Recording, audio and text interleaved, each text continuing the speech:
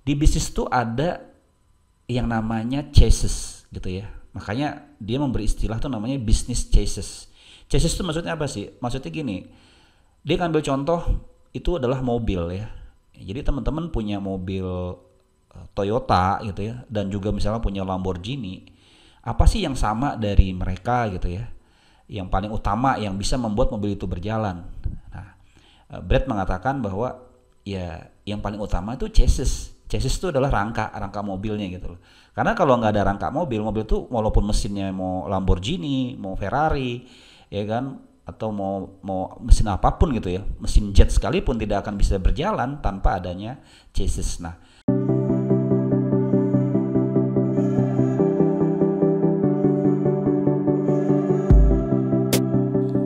Bismillahirrahmanirrahim. Assalamualaikum warahmatullahi wabarakatuh. Apa kabar teman-teman semuanya? Alhamdulillah ya. Kita lanjut ke video kedua ya dari video pertama yang kemarin saya buat gitu ya. Alhamdulillah cukup banyak mendapat respon yang baik gitu ya dari teman-teman, karena mungkin materinya memang esensial ya. Materinya itu sangat basic banget, fundamental gitu ya. Dan pada kesempatan kali ini saya mau lanjutin video berikutnya ya, terkait dengan bagaimana nanti kita bisa mewujudkan goal yang sudah kita buat atau rencana kita buat. Nah, tapi seperti biasa, sebelum kita masuk ke materi, saya akan sampaikan dulu beberapa hikmah ataupun ayat-ayat Al-Quran yang bisa kita jadikan renungan, evaluasi, muhasabah gitu ya, dan mudah-mudahan nanti langkah-langkah kita ke depan jadi dipermudah. Jadi di sini saya ingin membacakan satu surat ya di dalam Al-Quran, surat Ibrahim ya, ayat 7 yang berbunyi di sini, surat Ibrahim ayat 7.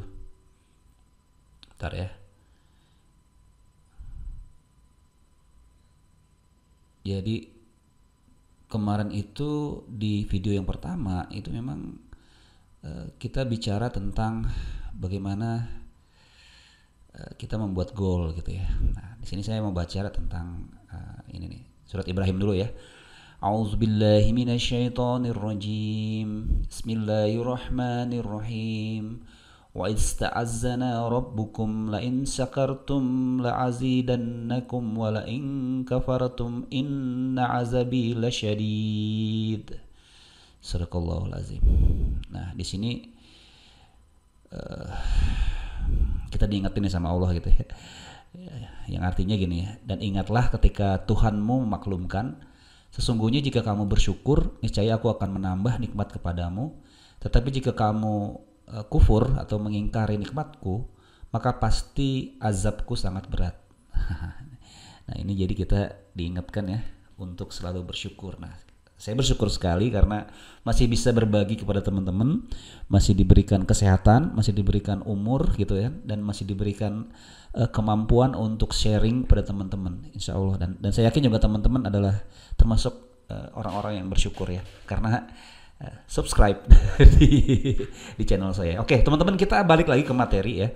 Jadi pada kesempatan kali ini saya ingin lanjutin setelah teman-teman kemarin ngomongin my current achievement ya, apa yang sudah dicapai, kemudian goalsnya seperti apa, kemudian sudah dapetin purpose-nya gitu ya, big why-nya gitu ya. Nah, sekarang saya mau bahas lebih mulai ke teknis sedikit gitu ya, walaupun mungkin belum ke detail teknisnya gitu ya, tapi kita mulai bagaimana sih supaya si goal tadi itu bisa terwujud gitu ya. Nah, di sini ada ya sebenarnya sih ilmu yang sudah cukup lama ya, yang kalau menurut saya sih memang ini adalah ilmu yang sangat penting teman-teman ketahui, makanya harus tonton sampai habis.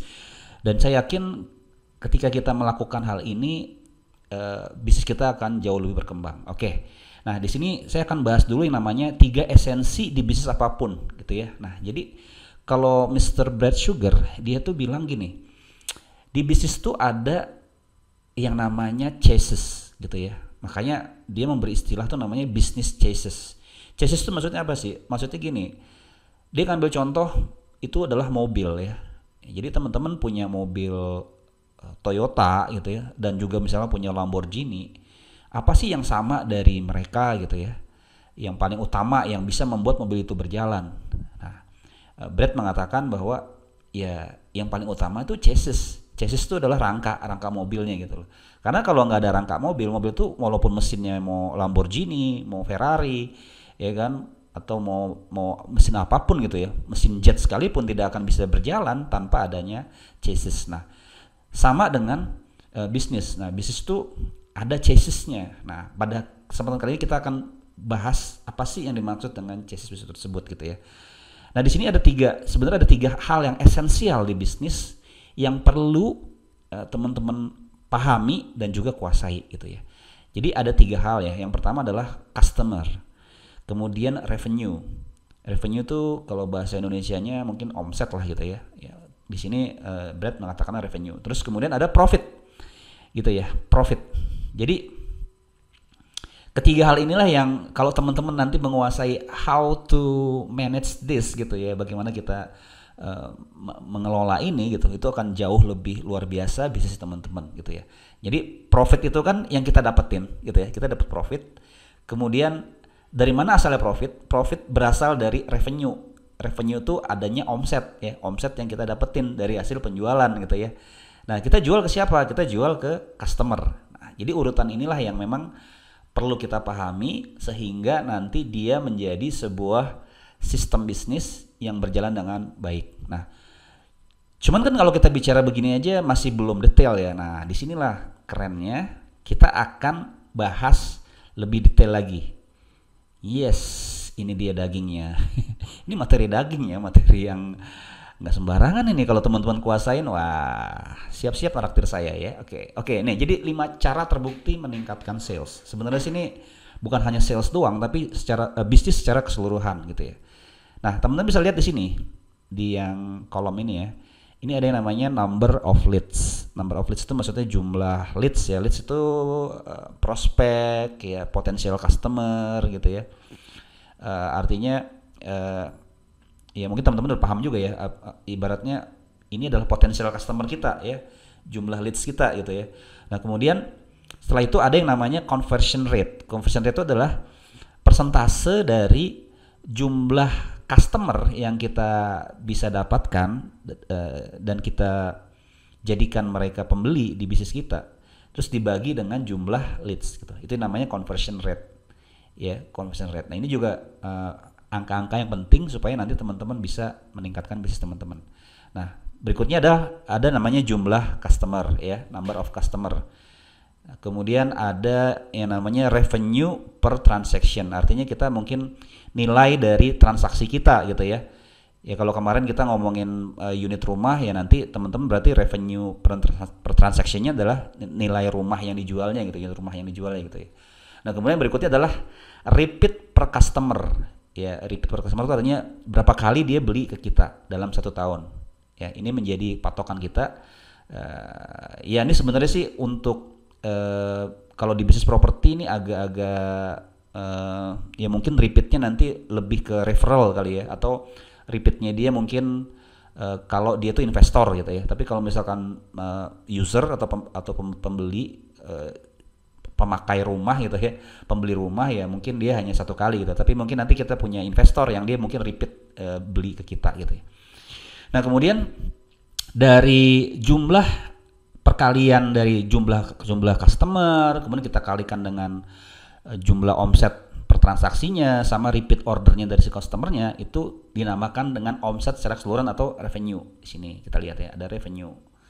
Nah, ini omset ya, omset artinya jumlah transaksi yang terjadi ya dikalikan dengan tadi omset per transaksinya sama berapa kali mereka repeat gitu. Nah, tentunya dari sini kita punya namanya margin profit gitu ya. Marginnya ya nanti ditentukan dengan berapa persentase yang bisa kita dapatkan dari omset yang ada.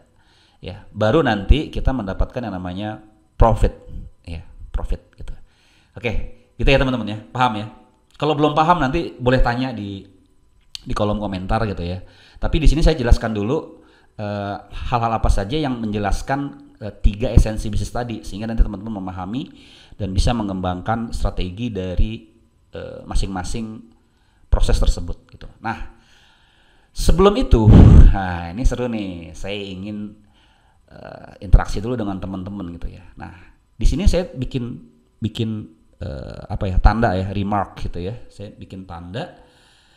Jadi di nomor 1 ini adalah input ya, number of leads input, conversion rate itu input gitu. Artinya itu proses ya.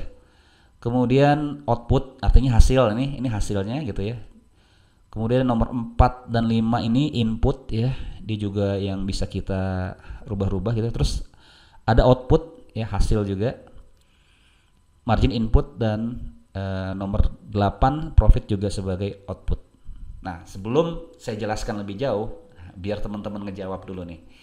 Teman-teman, kalau bisnis kita mau berkembang, kalau bisnis kita mau membesar, grow gitu ya. Teman-teman mau fokusnya di mana?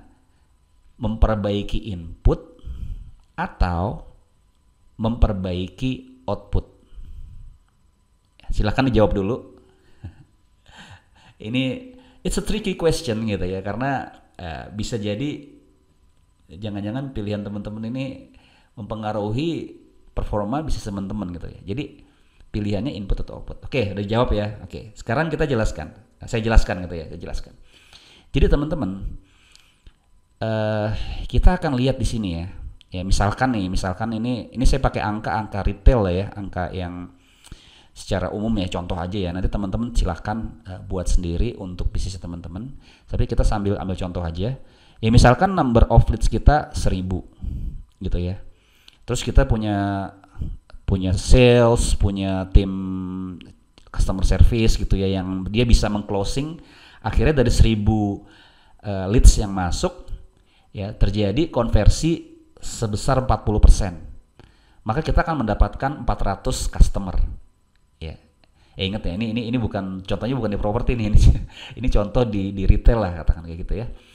Kemudian yang terjadi adalah revenue per transaction atau nilai transaksi per customer itu adalah 100.000 misalkan. Nah, misalkan kita lagi jualan apa nih, herbal lah gitu ya, katakan gitu ya. 100.000 ya. Kemudian ada repeat customer sebanyak 2 kali. Gitu ya. Nah, yang terjadi adalah berarti jumlah omset kita, bukan profit ya, jumlah omset kita adalah 400 dikali 100 dikali 2. Ya, berarti total omset kita adalah 80 juta di sini. Ya, 80 juta. Nah, lalu itu kan baru omset, kita baru yang masuk ke kita gitu. Kemudian ternyata kita punya yang namanya margin ya, margin dari ya kan kita ada HPP-nya. Ini sebenarnya nanti harus didetailkan lagi nih ya. Berapa modalnya, berapa expense-nya yang terjadi di bisnisnya, teman-teman nanti detailkan lagi gitu. Tapi di sini saya bicara dulu margin dari profit dari mulai harga dasar barangnya, produknya dengan harga jualnya gitu ya. Let's say marginnya adalah 30%. Nah, maka teman-teman dapetin profitnya adalah 24 juta. Gitu ya. Nah, ini sederhana sekali gitu ya. Nah, apa sih yang mau saya sampaikan di sini? Nah, teman-teman, kalau saya mau meningkatkan income saya atau meningkatkan profit saya, mau meningkatkan bisnis saya, hal mana saja sih yang sebenarnya bisa kita rubah? Makanya tadi pertanyaan saya, teman-teman, kita mau perbaiki input atau kita mau perbaiki output? Nah, kalau dari hitungan yang ada ini gitu ya, dan juga nanti ada simulasi ya di sebelah sini ya, itu akan terlihat bahwa ternyata teman-teman itu fokusnya di input. Kenapa demikian? Nah, kita lihat kenapa harus di input. Ya karena kan kita nggak bisa mengontrol output, bos. Output itu adalah hasil akhir, bener nggak? Iya nggak? Output itu udah hasil akhir. Dia hasil dari aktivitas yang dari inputnya gitu loh. Karena kalau nggak begitu, ya susah mau ngerubah outputnya gimana gitu loh. Tapi yang bisa kita rubah adalah prosesnya atau inputnya. Gitu. Nah, kita bisa lihat di sini. Kita lihat dulu ya. Let's say kita perbaiki inputnya itu 10% lebih besar aja. Ya, dari 1000 kita naikin 10%. Jadi kita mau naikin semua proses input itu 10%. Ini simplifikasi aja sih ya, kita contoh aja gitu. Let's say begitu. Nah, kita lihat di sini 10% input. Berarti 1,1 kita kaliin 1000. Dia jadi 1100. Ya, di sini kita lihat.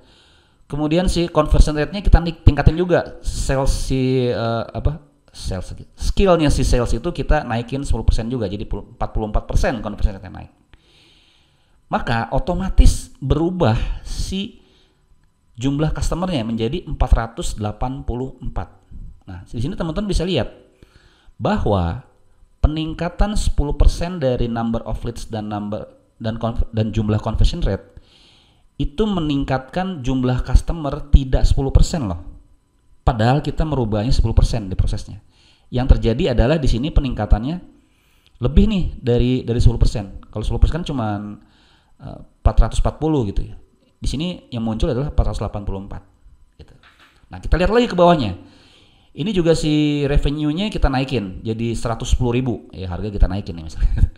110.000. Kemudian repeat-nya 2,2. Nah, karena kita kan ambil rata-rata nih ya. 2,2 ya kan? Nah, hasil dari revenue-nya kita lihat di sini 80.000, ini jadi 117 juta maksudnya. 80 juta jadi 117 juta.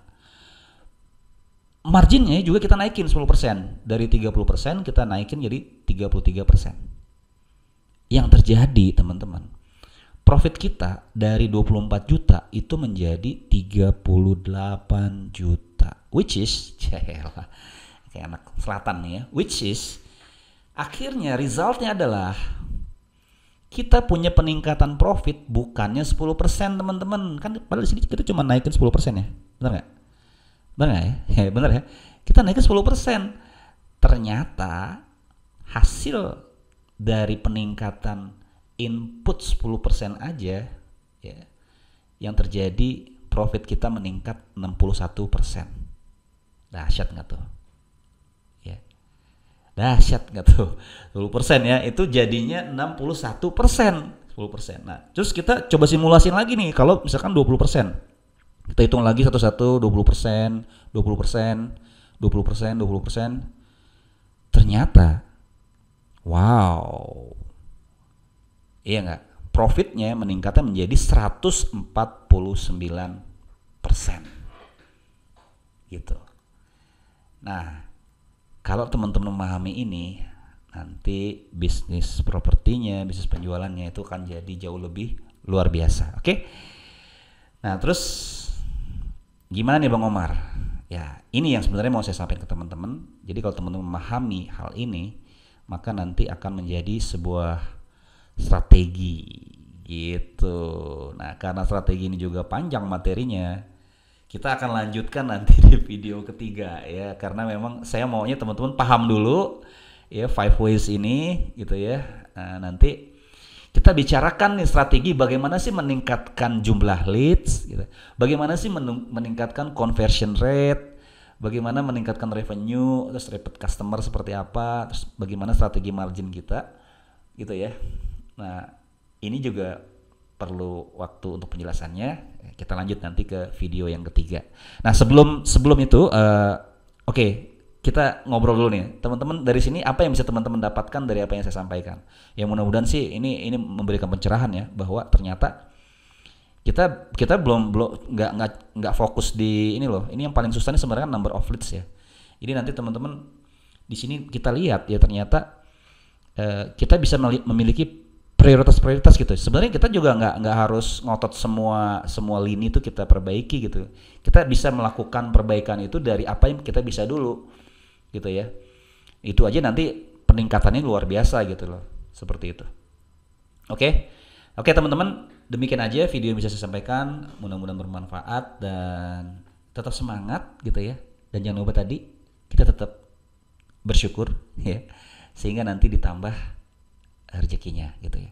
Nah, sebagai bentuk rasa syukur, silakan teman-teman like, comment, share, dan tentunya buat yang belum subscribe, monggo di subscribe. Oke?